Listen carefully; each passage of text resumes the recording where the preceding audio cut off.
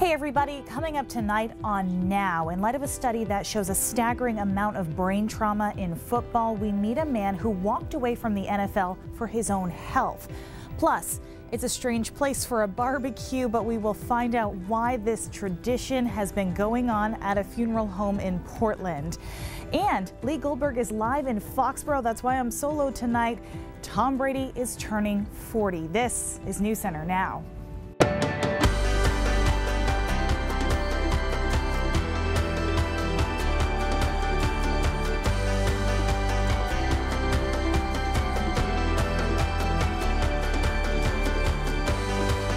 It's one thing to get a knee injury, to get an Achilles injury, a shoulder injury. Those things you can recover from. When you're messing with your brain, it's messing with who you are as a person.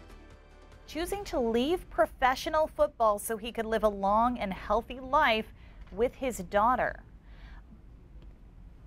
Good evening, everyone. I'm Amanda Hill. More on that story in a moment. And I am by myself tonight because the Now team is out turning a lot of great stories. First, the season has started for the New England Patriots, and this morning at training camp, he said he was feeling good about this season. We're talking about Tom Brady.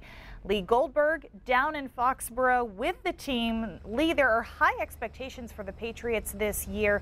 Are they starting to feel the pressure yet?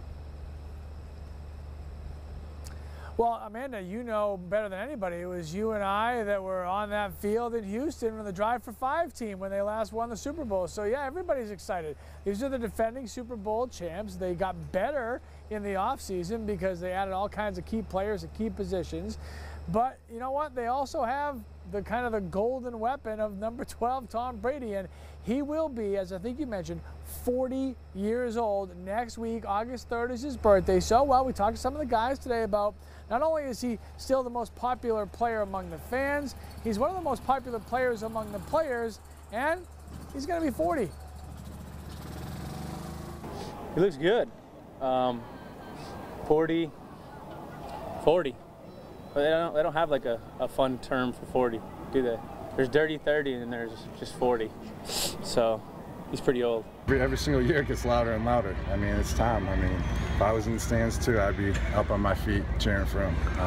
What he's done for this organization, for all the fans, all the football he's shown, that he keeps playing, is just unbelievable. So I think every time he gets out on the field, he deserves a standing ovation from the fans. So I would be one of them in the crowd doing it too. People love him, and you know, that's who he is, Tom Brady. So everyone's looking forward to seeing him out here on the field, but he's going about his business just like everyone else is. This is training camp. Doesn't matter if it's your first or your 20th. We're going about here just going to work, get ready for the season. Who's going to have the guts to tease him next week about his 40th birthday? Oh man, I don't know. Nobody? Probably not. All right, man, we're going to come back a little bit later on and talk about those fans that Rob Gronkowski was talking about. The place was packed today, so we'll show you what that was like, and we'll hear from some of the fans as to why they came down for opening day. Opening day for the actual season is September 7th. That's a Thursday, and that's when you, Amanda, get to come down here with me as we take the show on the road and kick off the next NFL football season. They will play the Kansas City Chiefs that day. That is the former team of our good friend Mike DeVito. And I know we're going to hear more from him right now with our next story. Let's go back to you. All right, thanks a lot, Lee. It's going to be much warmer there, too, than when we were there last.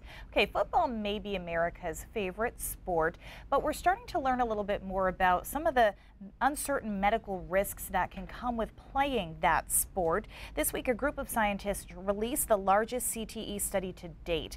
Chronic traumatic encephalopathy is a degenerative brain injury caused by repetitive brain trauma, such as concussions from multiple tackles or hits to the head.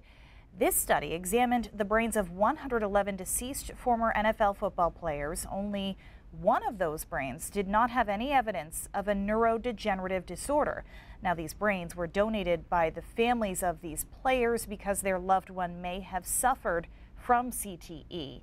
Now, the scientists acknowledge their study is skewed, but for former players and their families, this research is confirming something that has worried them for decades. Chris Costa spoke to a man who played football his entire life, including at that professional level. And Chris, he actually left the NFL because he was worried about his brain health. Yeah, Amanda, that's right. And it all came from a warning from his wife. Mike DeVito just recently retired in 2016, but is now concerned about the possibility that he and others may suffer from this disease. We want to know what you think about this issue. Are we doing enough to protect football players, starting in high school and up to the pros, from serious brain injuries? Go to pulse.newscentermaine.com to vote, or open our mobile apps and select the Pulse tab. We were playing out in Minnesota. Mike DeVito remembers this play. We were both going in on a tackle, a couple of my teammates. A split second during a game in 2015 that changed his life forever. I just got clipped in the head just enough where it knocked me out cold. DeVito went to the University of Maine and signed with the New York Jets as an undrafted free agent in 2007. So all these guys who I grew up rooting for, to see those guys and then to put that jersey on that says DeVito on the back. You know, the first time I had my name on the back of a jersey. Yes, it was very nerve-wracking, but also such an honor and something that I'm so grateful for. As the new NFL season begins, DeVito wrestles with an inner conflict. That's been my whole life for the past 18 years, and now this is the second year that I haven't done that. And so there's definitely something missing a little bit. DeVito suffered 2 major concussions in 2015, including this one during a game against the Vikings. So my wife's on TV watching this, and she sees me asleep on the field. Despite that, DeVito considered another run. I wasn't thinking about any of these injuries. You know, how quickly I forgot that I wasn't sleeping at night, how quickly I forgot that I was knocked out on the field. And so I had made the decision to go back, not knowing that my wife really didn't want me to. And when I had said that, that's what she said, listen, I've been quiet to this point, but I'm not going to watch you go through this again. Many players and parents are now weighing the pros and cons after a study from Boston University researchers found severe symptoms of CTE in all but one of the 111 NFL brains they studied. What happens to individuals who... Dr. Michael Alasko is one of the co-authors. We're finding this in 177 out of 202 football players. You can't ignore the numbers. Researchers studied football players of all skill levels, from pre-high school to the pros. Scientists found that those who played at higher levels, like the NFL, showed more severe signs of CTE. It indicates that there's different amounts of levels of hitting your head that can result in CTE, and we got to figure out how much is too much. Alasko admits that there are some limitations to the study and that findings cannot be generalized to the larger population. There's likely other factors that interact with exposure to hitting your head a bunch that may increase someone's risk, and we don't know what those factors are. The symptoms are still troubling. Impaired cognitive function and changes in mood, including anxiety and depression, can all result from CTE, according to doctors. And oftentimes what happens is those progress to the point where you can no longer do tasks like paying your bills or driving, what we've referred to as dementia. And so that was very, it's very sad and very distressing for families and the individual to go through. Researchers say one of the limitations of the study was that they were only able to study the brains of deceased people. Doctors here are finding new ways to study CTE in people who are still alive. Researchers also found that it was not always the heaviest or hardest hits that caused these symptoms. I think we think it's these smaller, repetitive, thousands and thousands of head impacts that add up over time that we think are kind of like the prominent contributors to CTE. Situations that linemen like DeVito face every day on the field. It's one thing to get a knee injury, to get an Achilles injury, a shoulder injury. Those things you can recover from. When you're messing with your brain, it's messing with who you are as a person. Now, as participation in football dwindles in Maine, coaches are teaching safe tackling techniques from USA Football's Heads Up program. With the knowledge that we're getting from it, we've become a lot smarter in how we go about practicing and the prevention. This game is only for a small span of your life. I want you to be able to enjoy that small span, but I also want you to be able to enjoy your life. None of us are going pro. I want to see Toro Loco. Yeah, let's see El Toro Loco, buddy. But those who do, like DeVito, say his family takes priority over his desire for another year in the league. Those effects don't just affect me. Those effects affect my family. This long-term stuff dealing with CTEs and concussions, that's going to affect how I interact with them, and that's going to affect their lives. And I need to be here for them for as long as possible. One of the main criticisms from a lot of people outside of this study was, why were other sports not included? Boxing, rugby, hockey, soccer, other high-contact sports. The researchers said that they are working on those types of studies, but that football players were the ones who experienced these type of head impacts most frequently. And Amanda, I had spoken with Mike for quite a while this morning. He said it was obviously a very difficult decision to leave football, but it was something that when his wife talked about it and brought out that outside perspective as somebody who had been in the game the entire time that he had never considered, it was finally a moment of reflection for him where he said, my family comes first. That's a really good point, Chris Costa. Actually, we have people weighing in right now saying, you know, these players can choose whether to play the game. So very interesting information. Thanks, Chris. Okay. Keith clearly gets tired and needs some time off, even though Tom Brady, oh, by the way, does not. Keith's no Tom Brady. No, so, he's not. You know. Sorry, Keith. So Jess Conley is here. Hi. Hello. Hello. It's good to be back with you. Yeah, it's like a weekend day. It is. We're like throwing it back. Throwback Thursday, right? That's what Yeah. the kids say, or they used to say. Throwback Thursday? Yeah, I guess. Some showers out there tonight. It's pretty dark outside. The clouds have moved in, and we're already seeing some showers across the state. So let's zoom in a little bit so you can really see where they are right now.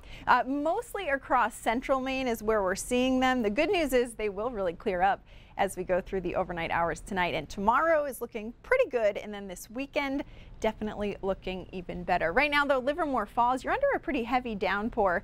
Farmington seeing some rain, Skowhegan down to Waterville, even back to Rumford and into Sumner. There aren't any thunderstorms right now, just some showers. You can see them moving into the Millinocket area just to the west of Lincoln as well, and south of Lincoln too.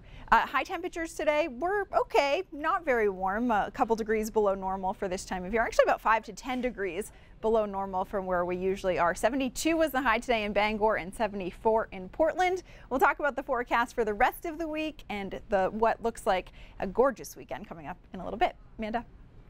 All right, thanks, Jess. Still to come on now. We're so grateful that they're able to do what they do every day. It's a strange place for a barbecue, but next we'll explain why first responders were gathered at a neighborhood funeral home. And after yesterday's announcement, there is a lot of uncertainty about transgender people serving in our nation's military. Pentagon officials are trying to sort it out. Details when we come back. Trans rights are human rights. Trans rights are human rights. Advocacy groups all over the nation are protesting President Trump's announcement that transgender Americans will not be allowed to serve in the military in any capacity. More than 24 hours after the decision, officials are unsure how the policy will be implemented, but the White House says it will improve military readiness. There are an estimated 6,600 transgender people currently serving. A vice admiral says no one who is transgender will be discharged from the Navy without clear direction from the White House. The Defense Secretary, Jim Mattis, was on vacation at the time of the president's announcement and is, quote, working to discern the president's intent. First responders work with funeral homes when an emergency turns deadly. For both, grief and trauma are part of the job, though they each see opposite ends of that emergency. Now, for the last 3 years, Conroy Tully Walker Funeral Homes has hosted a backyard barbecue for their local first responders. A reminder that they're doing good work. A perfect day to grill and catch up with old friends. Police and fire, they go out day after day risking their lives, and they have their own families, and they're trying to keep our community safe. But in this funeral home parking lot, even if just for a few minutes between calls, some peace and good food. Once in a while, like you said, you do see some stuff, and the hours are tough and holidays. Conroy Tully Walker Funeral Homes is usually a space for grieving, but for the last 3 years, on one special day in the summer, it's all smiles. In the media, the police were getting a bad rap. We decided that we wanted to show our support not only for the police, but all first responders. The funeral home takes a break from their day-to-day work to offer these men and women a break from theirs. Although we're kind of on the opposite ends of things, I think that there is a camaraderie that does exist. They're usually there seeing certain things first, and then we step in, and I think that knowing that you have the support of one another in those types of situations, I think is really important. All right, it's back to Foxborough when we come back. Lee Goldberg's hanging out with some Mainers who were at Gillette for practice today. And Jess Conley has a look at the forecast. She says the weekend is looking stellar. Details when we come back. All right, we're still weeks away from the first kickoff of the season, but we all know the Pats do not like to take days off. This week, they're back on the field for practice. So is Lee Goldberg, who joins us from Foxborough. I wish I could be with you, buddy. Oh, man, it's not the same without you, but I want you to know, in the interest of solidarity, I ate your cookie. So I had one for me and one for you because I wanted you to be here with me in spirit. Okay, so just over 15,000 people came to Foxborough today to watch practice. We're going to show you some video. The fans started lining up 2 hours before the practice even started. Look at this little one. Just so they could get in here and see their favorite people up close and personal. It's the middle of summer, but you know what? People make vacation plans around this. It is truly an awesome spectacle, and the Patriots have support, you could argue, like no other franchise in the entire National Football League. We did find some football fans from Maine to find out what makes coming down to check out the Pats in person so special. Oh, it's pretty cool. I mean, it's really a nice thing that they put this on for the kids, and it's free for everyone to come down and just kind of play around. So it's really neat for them to be able to see the actual players without paying the price of a full ticket. One of the just over 15,000 people that came to see the practice today was Maine's very own Brian Butterfield, who's also the third base coach for the Boston Red Sox. They flew in from Seattle last night, got in early this morning, and Butter said, I wasn't missing it. He got up early, drove here with some of the other Red Sox coaches, and they watched the practice. We chatted with Brian, and we'll hear from him tomorrow night coming up on 207. Amanda, that's it for now. I'm going to see if I can find another cookie. I'm depressed. I miss you. Bring some back. Bring some back for me and Jess. All right, don't forget to vote in our Pulse poll today. Are we doing enough to protect football players from serious brain injuries such as CTE? Go to pulse.newscentermaine.com to vote, or open up the mobile app and select the Pulse tab. For the record, those cookies they give you in the press box, they're like this big, and they had like chocolate chip with cinnamon in it. We need some. He should bring us some. Come on, Lee. he were kind. I know, right? Lee, he would bring some back. These men, you know. Yeah, especially when we're in dreary I know, Maine it's kind here. of getting gray out here. We haven't really seen any rain yet in the Portland area, but we have the potential for seeing just a couple showers, mostly overnight tonight and into tomorrow morning. You can see right now, for the most part, most of the rain is in parts of central Maine. Not a ton, really. We were thinking about maybe some thunderstorms. No thunderstorms. We didn't get enough sunshine today. If we would have had more, it would have been a little bit less stable in the atmosphere, but it wasn't. We had those clouds around for most of the day, so just seeing some showers and a few downpours too. Temperatures aren't very warm. Most of us are in the low 70s right now. It's 70 in Bangor. Cooler in Calais, 66 right now. Portland, you're at 72 degrees, and it's 71 right now in Lewiston. All right, let's talk about what's going to be happening as we go throughout the next few days. It's this cold front that's moving in that's bringing just a few showers for tonight. As it crosses the area tomorrow, we'll see a high pressure system start to work its way into our area. That's going to let skies clear out at least somewhat for the day tomorrow. Then as we get into the day on Saturday, we're kind of stuck in the middle of this high and this low pressure system. Earlier in the week, you might remember we were talking about the potential for rain on Friday or Saturday. Thankfully, that low is going to stay far enough to our south and east that it looks like we'll see a nice dry day for Saturday. It's going to be a little bit on the cool side, but still not too bad. Then as we get into Sunday, high pressure moves just offshore, but that's going to bring in those southerly winds, so that's going to help to warm our temperatures up. Looks pretty good for Sunday. Should be nice and clear and nice and warm. I'd say the better of the 2 days this weekend, although both Saturday and Sunday are looking pretty good. So let's kind of go through it here hour by hour if we can. For tonight, just a few showers still moving off to the east. And then as we get into tomorrow, you can see some clouds around, especially sticking into parts of northern Maine for tomorrow morning. We really start to clear out as we get into tomorrow afternoon and evening. Those temperatures warming up into the mid to upper 70s for tomorrow. Then Friday night, not too bad, cooling off and clearing out. A few clouds around for the day on Saturday, but we're going to warm up only into the upper 60s and lower 70s for Saturday behind that cold front. But then on Sunday, we'll be able to warm up at least a little bit more. So here's a look at your extended forecast as we go throughout the next couple of days. Again, for tomorrow, a few showers around. Then as we get into Saturday, it's a little bit on the cooler side. We'll see some sun and clouds both Saturday and Sunday. By Sunday, it looks nice. Pretty nice day. Highs around 80 for most of us. Then as we get into next week, it's pretty much like summer makes a return. We're talking highs into the mid to upper 80s, close to 90 for some of the inland spots as we get into the end of the week. You'll notice Monday, Tuesday, Wednesday kind of gradually warms up as we go through the week. By Thursday at the coast, we're in the mid 80s, but inland, we're talking about highs again, upper 80s to near 90. Just a few chances for some showers and storms each day. Kind of like that typical summertime pattern that we're used to. But all in all, tomorrow's fine, and then the weekend is looking pretty good. So I think we're in good shape. I would say you answered it, but Brian was asking if we would ever see sustained summer days again. They're coming back next week. I think it's going to be an awesome week, feeling like summer. You know those thunderstorms that we kind of get in the afternoon? Yeah. They'll be back too, but should be okay. Okay. All right. Summer is back. Yeah. Thanks, Jess. Here's Cindy Williams with a look at what's coming up in the next half hour. Hey, Cindy. Hey, Amanda. People in the town of Hollis woke up to find vandalism all over their town. And that's not the only thing that's been going on in Hollis lately. A few days ago, a man dressed as a clown was charged for allegedly terrorizing people in that area. Christina Rex went to find out what on earth is happening over there.